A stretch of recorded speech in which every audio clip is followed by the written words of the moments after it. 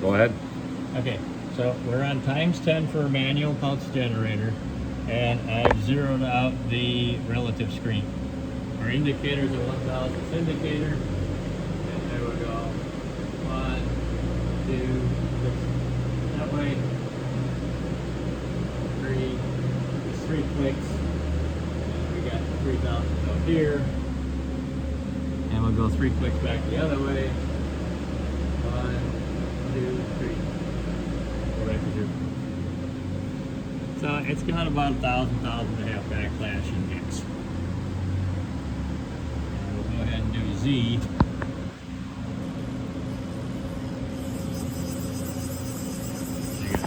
Yeah. Okay.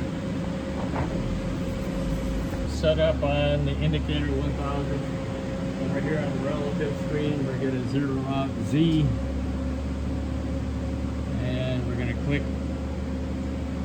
1, 2, 3, the indicator. Here, 3, 1, 2, 3. All right, go back again.